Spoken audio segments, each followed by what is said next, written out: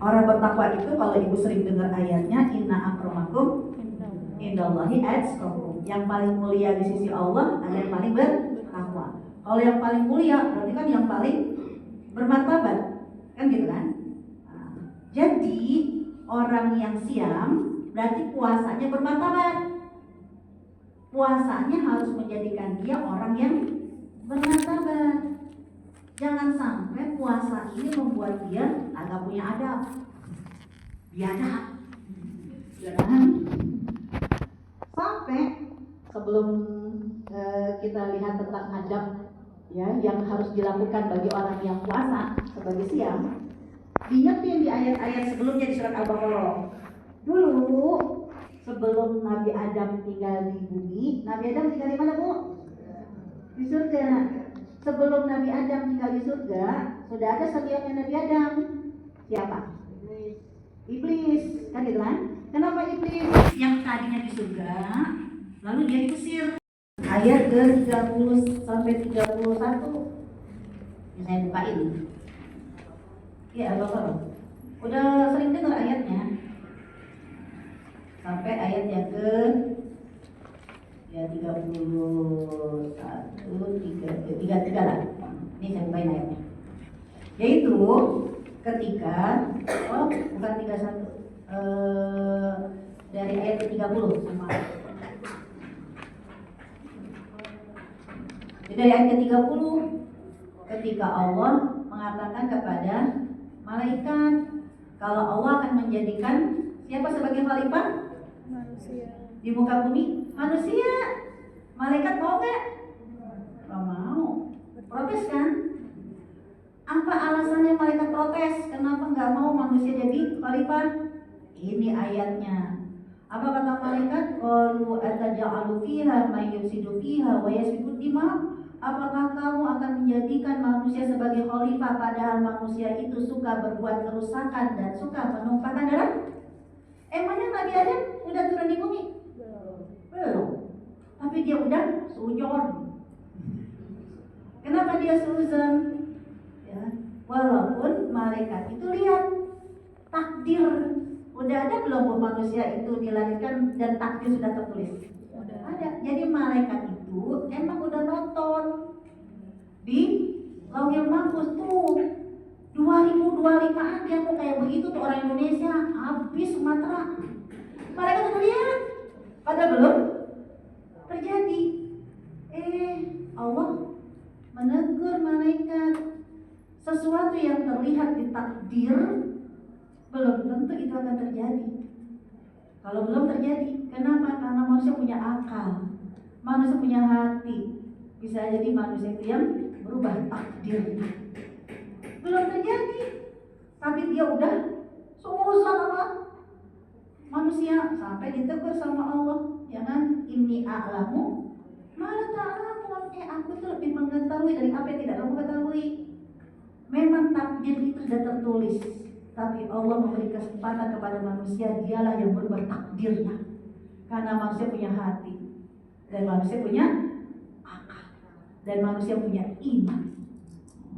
Berarti ya, mereka ditegur nggak punya adab, walaupun udah tahu, tapi menjudge nggak boleh.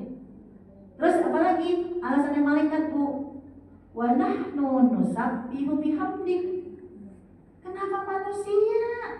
Sedangkan kami ya selalu bertasbih kepadamu. Kami selalu mensucikan aku. Maksudnya banyak ibadah jadi merasa sok suci. Hati-hati ya. Orang yang nyaris kayak malaikat gak beradab berarti bukan orang yang puasa. Nah, karena malaikat kan harus diusir. Mentang-mentang dia selalu bertasbih, gak pernah maksiat ya, dia berhak menjudge orang lain? Gak boleh. Ngelihat kesalahan orang, gak boleh langsung menganggap, ya dia memang begitu, batu. Gak boleh. Hari ini dia batu, ternyata hari esok batu itu menjadi bolong, ya kan? Karena air, kan begitu ya. Terus karena merasa banyak ibadah jadi sok suci, nggak boleh.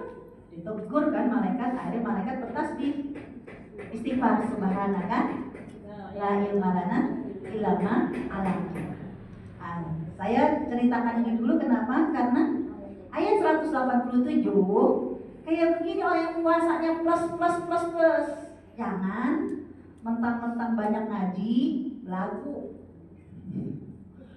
mentang-mentang banyak ibadahnya sok suci, nggak boleh. Makanya untuk umat Nabi Muhammad siam itu kayak apa adabnya? Nah, lihat ayat ini, dihalalkan bagi kamu malam hari puasa bercampur dengan istrimu. Berarti ngapain Bu? Nyampur. Kalau nyampur di rumah atau di masjid Bu? Ya di rumah. Tapi kenapa saya bacakan ini? Karena saya loadingnya lama. Saya mikir, ini kok ngomongin campur suami istri, kan berarti di mana? Di rumah. Tapi kenapa ayat ini Allah menyebutkan, ya, jangan campuri mereka ketika kamu itikaf. Kalau itikaf, biasanya kalau Ramadan tuh kapan? Mulai terakhir nanti merempok tuh udah mulai pusing tuh dengan itikaf. Kenapa tahun ini bisa jadi semuanya akan menganggap setiap malam ganjil? Kan Lailatul Qadar cuma datang malam ganjil, ya kan? Masalahnya ada yang puasa tanggal 18. Nggak cuma Muhammadiyah Bu yang puasa tanggal 18, Saudi juga, dan 10 negara. Tanggal 18, Saudi, Mekah dan Madinah itu puasa. Wa Umi, istri Pak Edwin, itu tanggal 18 start dari Madinah. Dia cuma bilang, terus ini saya dari Madinah besok puasa. Saya jam 2 malam. Ya, Madinah itu katanya biasanya jam 2 malam. Ini bakalan puasa. Tapi saya mau berangkat ke Maroko. Maroko agak puasa. Jadi gimana? Ya, wah, kalau uak mah berangkatnya dari Madinah ya udah Ramadan, di sana belum Ramadan, stay di sana belum Ramadan, maka silahkan mau pilihannya, mau ikutin Madinah atau ikutin Maroko. Tapi saya dapat bocoran, jadi Maroko kagak puasa, banyak yang nggak puasa. Maroko, Turki, itu semuanya 42 negara tanggal 19. Jadi dua-duanya punya dalil. 18 ada yang puasa, 19 ada yang puasa.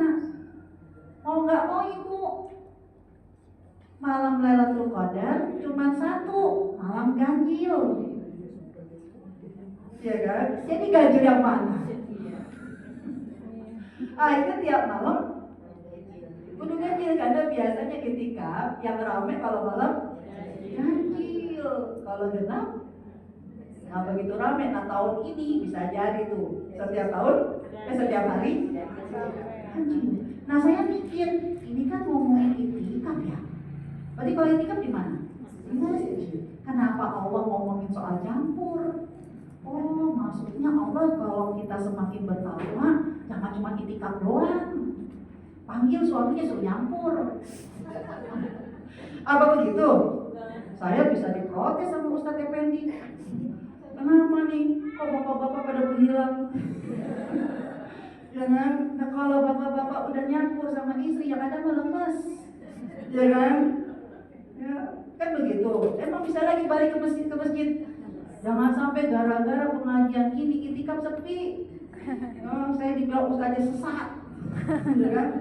Nah saya mikir Ibu, tapi ya Allah, kenapa Allah menyuruh tentang itikaf tapi disuruh dihalalkan di malam hari? Nyampur. Oh, ternyata Allah memberikan ilustrasi kayak begini orang yang puasa, yang punya adab. Namanya orang udah campur, suami istri udah campur, pasti tanpa busana. Ya Bu? Jangan. Artinya apa? Kalau dia sudah tanpa busana, sangat memungkinkan seorang suami melihat sesuatu dari istrinya yang tidak bisa dilihat sama orang. Seorang istri melihat dari apa yang ada dalam tubuh suaminya yang tidak dilihat sama orang. Seorang suami melihat karakter istri yang tidak pernah dilihat sama orang. Kan dia akan merasakan yang tidak dirasakan sama orang.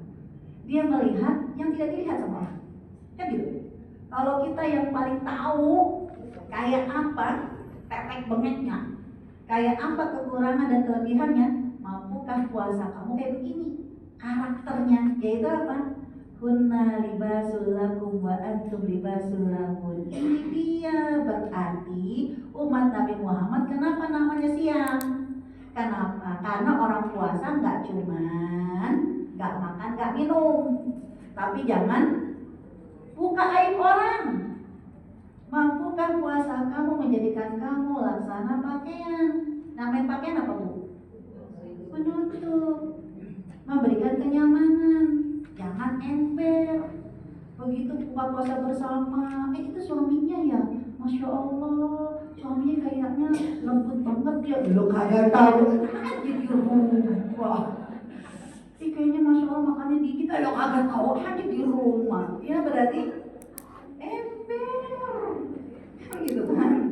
Ya jangan sampai ya seperti yang buka air, menggunjing. Oh kayak gitu, jadi puasa itu kalau Nabi Zakaria gak boleh ngomong 3 hari. Kalau kita gak boleh ngomong, ya gak boleh ngegosip. Kan begitu. Satu. Terus yang kedua nih, kenapa Allah menyebutkan di dalam ayat ini? Allah tahu kalau kamu tidak mampu menahan diri, kamu mah banyak dosanya. Ya udah tahu kagak boleh begini dikerjain, udah tahu disuruh begini malah kagak mau, kan gitu. Tapi apa? Fataballahu alaikum wa fa'ankum. Allah terima taubat kamu dan Allah maafkan kamu. Artinya apa? Orang puasa kayak begini, ngelihat kekurangan orang, ngelihat kesalahan orang, ya apalagi itu suami, itu orang tua, itu anak, beri kesempatan dia berubah. Beri kesempatan dia berubah. Jangan kayak malaikat udah bilang mau manusia kayak begitu tuh. Ngapain jadi khalifah? Orang dia tukang buat kerusakan. Manusia itu bisa berubah. Maka kita juga begitu. Beri kesempatan orang itu berubah dan menunggu perubahannya. Maafkan. Berarti orang yang puasa harus membuat hatinya lembut. Orang yang puasa membuat otaknya pun gak keras. Ya, lihatnya orang lain jelek dulu. Saya mengibaratkan orang puasa itu kalau ngelihatnya Jakarta, ibu kalau mau ke Monas jangan lewat jalur protokol. Kalau ngelihat lewat jalur protokol, Jakarta itu indah. Coba naik bemo, naik ojek, ya kan? Naik bemo lah, kalau di bemo kan nggak boleh jalur protokol, ya. Kenapa? Ya karena ya sebelum Ramadan saya menyempatkan diri sama anak saya tuh ke Tanah Abang, macet banget kan, sama bemo masukin apa yang buat bawang lah, ya segala macam ya. Sampai terlihat bilang, Umi di Jakarta nih. Kelihatannya jelek, kotor. Ya petobogan gitu kan, pokoknya tuh sama tukang bemo tuh. Ibu kalau melihat dari deket Jakarta itu, ya dari deket melihat tuh lewat kebun bawang, semrawut, jelek. Coba kalau ibu melihatnya dari Monas, dari atas Monas dan Jakarta, komentar apa ibu? Indah ya, gitu kan? Artinya orang yang berpuasa diminta sama Allah kayak begitu. Ya, ngelihat orang itu jangan cuma ngelihat dari deket, yang dilihat jeleknya doang. Lihatnya seperti pakai drone. Kalau melihatnya dari drone, semuanya terlihat indah. Mampukah kita seperti itu? Kalau belum kayak begitu, namanya belum puasa. Baru puasa nahan lapar doang. Makanya apa kata Rasul? Betapa banyak orang puasa nggak dapat apa-apa. Dia cuma dapat lapar dan haus. Kenapa? Ember. Ya, terus batuk hatinya. Yang terakhir, orang yang puasa itu ternyata apa? Allah menyuruh kamu harus tahu saat lapar-lapar kayak apapun, kamu harus tahu waktu, yaitu makanlah kamu, minumlah kamu sampai kamu bisa membedakan benang putih dan benang hitam di waktu fajar. Saya mau tanya, ibu stop. Mulai hari ini, ya, ketika kita lihat contoh subuh sekarang jam berapa Bu? 4:41. Jadi mau beda-beda, yang penting harus yang ada legal hukumnya. Nah, jadi legal hukum maksudnya pakai yang ada payung hukumnya dari Kemenak. Nah, dari Kemenak subuh 4:43. Ya, karena kalau udah disepakati oleh negara itu gak akan ada dosa. Benar dapat pahala 2, salah dapat pahala 1. Tapi kalau yang cuma Google, ada nggak penanggung jawabnya? Nggak ada. Kalau ternyata Google salah, lalu batal puasa kita. Nah, Kemenak subuh jam 4:43. Ada yang minum seteguk air 4:44. Batal loh. Orang mau di Jakarta di belum azan. Nah, azan mah tergantung hati. Orang bangun lagi sakit perut. Ya kan? Ya harus selesaikan tuh hajatnya. Wudhu dulu. Ya jam 4:44 udah lewat subuh. Emang kagak jadi azan? Azan. Tetap azan. Ya, kenapa? Karena azan itu bukan isinya nggak boleh makan, nggak boleh minum. Tapi azan panggilan apa? Sholat. Bahkan as-sholatu khairun minan naum. Habis sahur jangan sampai tidur, kan gitu kan? Ya, bahaya. Maghrib 18:15. Ada yang minum seteguk air 18:14. Batal. Artinya apa? Orang puasa itu disiplin waktu. Walau 1 menit. Dan Masya Allah, Ibu tadi pagi kaget nggak? Iya. Ya. Kaget karena Masya Allah, ketua DKM kita adalah Ustadz Effendi. Kepingin auranya adalah aura Masjidil Haram. Karena kalau Masjidil Haram subuh itu azannya 2 kali, 3:30 beliau langsung yang azan. Ya kan? Kenapa? Ya karena kepingin auranya aura sunnahnya Rasul, Masjidil Haram Nabawi. Dan alhamdulillah yang tadinya malas sahur, udah subuh makan ya kan? Karena 1 jam sebelum subuh maka ya kan beliau sudah azan, langsung beliau yang azan, kan gitu kan?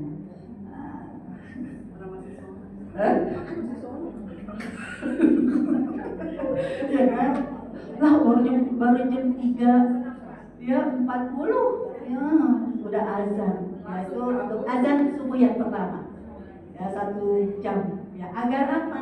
Jangan sampai udah diingetin 1 jam sebelumnya masih aja ya telat waktu makan dan minumnya harus tepat waktu. Nah inilah yang saya maksud tadi Ibu, bagaimana orang yang berpuasa, kenapa Allah menyebutkan dengan siam? Jangan cuma puasa doang, tapi ingat di ayat 187 puasa itu harus menjadikan kita orang yang bertakwa. Ngomong boleh tapi jangan bersih. Jangan bersalah boleh tapi beri kesempatan orang untuk ya memperbaiki. Ya, dan juga ingat soal waktu. Ya, ayat 184 ilmu kayak tadi. Makin punya ilmu jangan belagu. Tapi makin punya ilmu, sikapnya harus makin luas. Kan? Ayat 185 bersyukur.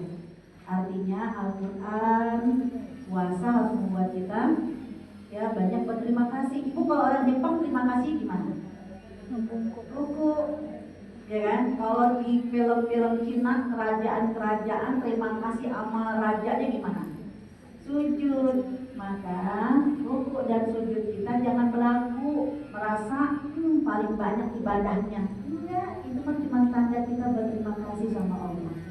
Moga-moga kalau kita berterima kasih Allah makin banyak berikan rezeki kepada kita. Ya kira-kira inilah, mohon maaf ya, sekedar cerita tentang hikmah dibalik diwajibkannya puasa Ramadan. Allah a'lam bishawab. Saya kembalikan kepada